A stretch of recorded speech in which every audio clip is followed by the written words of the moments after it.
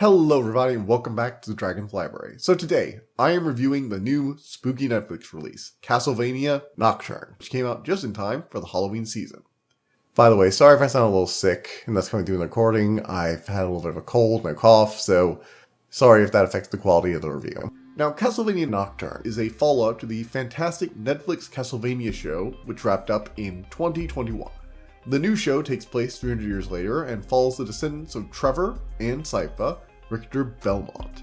As the French Revolution moves into full-on execution mode, Richter and his childhood friend and mage, Maria, are attacked by vampires that speak of a strange vampire messiah who promises to bring eternal night. They are soon contacted by an opera singer turned swordsman, Edouard, and Annette, a former slave and descendant of an African god of war and iron, who control metal and earth. Both of them were sent by a seer to seek and prevent the vampire messiah's eventual rise. So the four of them all team up and get to investigating. Now, if there's one thing that the Castlevania series has become known for, or at least in regards to the Netflix series, it is the incredibly detailed and fluid animation, particularly in the fight scenes. The show looks amazing, and Nocturne keeps it going. I really have nothing else to say on the matter, and I think the animation team did just a fantastic job. They deserve nothing but praise.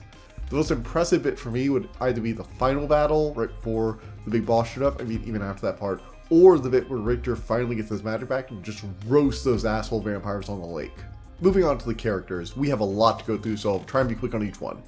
Richter Belmont is the descendant of a monster-slaying Belmont family. He lost his mom 9 years ago to a vampire looking for revenge, and was unable to perform magic afterwards due to the trauma. He's pretty childish and brash, but he's played well by Edward Bluemel. Pixie Davies plays the hopeful and stubborn Marie. She does a pretty good job. Marie is a speaker mage, and she can conjure forth animals from another plane of existence with magic, often acting as a support in larger scale battles. She is also Richter's adoptive sister, since her mother took Richter in. Annette is a former slave and descendant of an African god of war and iron. When her powers first manifested, she ran away and managed to escape before getting involved in the revolution and revolting against slave owners in the Caribbean. The vampire master escaped that whole thing and fled over here to Europe with the French Revolution. Like a lot of other vampires were doing to wait for the vampire sire, she came with Edouard to put a stop to both him and also the other vampires to make sure nothing like that can happen again. She can control earth and metal as a result of her heritage. She has really cool like earth bending and metal bending powers from her god ancestry, which is visualized with breathtaking detail in the show. Annette is played by Thuso Medbedu, who does a really good job in the role. I hope I pronounced that correctly, by the way. Rounding out the protagonist is Edouard, played by Sidney James Harcourt. Edouard is a former opera singer in the Caribbean, where he became essentially a swordsman and fought in the slave rebellion alongside his friend Annette. Moving on to the villains, we have our main baddie, which is Erzsébet. She's like this vampire duchess from Russia who dates all the way back to ancient Egypt, based on the fact that one of her lieutenants was like a priestess of Sekhmet when she was turned, so that's pretty cool. Ties into her powers as being she drank the blood of the god Sekhmet. Erzsébet is played by Franca Potente, and although she only shows up near the end of the series, she is a physically intimidating and terrifying presence on scene. Like, this is Dracula levels of intimidation here.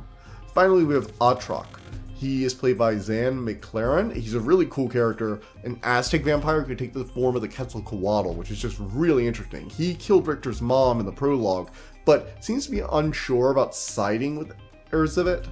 And quite frankly, he's almost playing both sides. I'm really interested to see what his deal is in the next season and where they take his character, because I think he has some interesting potential. Moving on to the next point though, any of you who watched my reviews in the past know there are a few things that get me more interested in the mythological connections. And at first I thought I would be taking, some time to talk about how the Quetzalcoatl was really cool and all that stuff, because I love talking about the Quetzalcoatl. But then it's revealed the reason why Erzsébet is so powerful is because she supposedly drank the blood of the Egyptian goddess Sekhmet, fusing with her in the process. Now, I can get too deep into this topic because it's very dense. Sekhmet was a goddess of war, destruction, bloodshed, tons of things. She was a very important goddess, so like massively important, who even though she had stories about her leaving, growing the sun, making the sun go weaker over time, that's basically a mythological version of blotting of the sun, by the way. Her main myth, however, is the story of the Eye of Ra. See, the symbol that comes from, Egyptian mythology, that very famous eye symbol, is about Ra creating the goddess Sekhmet. Basically, Ra got very senile, mortals stopped worshipping him, Ra got mad but couldn't punish him because he got his power from worship and didn't have much power left, so at the dad's insistence, he tore out his eye and that became Sekhmet, but she was like very unchill, killed a bunch of people, drank all their blood. The gods and the remaining mortals were like, alright, we gotta calm her down or subdue her, so they basically got a bunch of booze, mixed it with a bit of blood, left it out for her, got her blackout drunk, and decided to rip a bit of her essence away to make her a bit more chill when she woke up. So she was still terrifying, but she was a little less so. And yes, mythology is generally that wacky.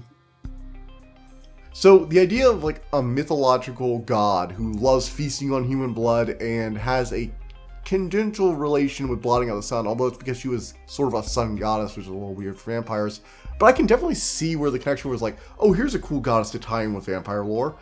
And this is just an idea I'm genuinely astonished no one has done something like it before.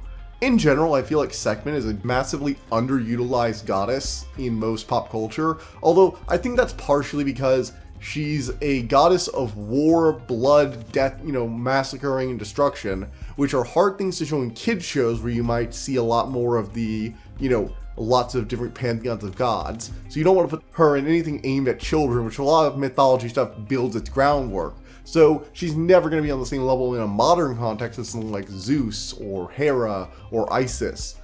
And that makes sense, but at the same time, she was, from what we can tell, really, really well loved, and a lot of our pieces of ancient Egyptian, artifacts have Sekhmet on them. So it's a little weird that we don't see her more so in pop culture.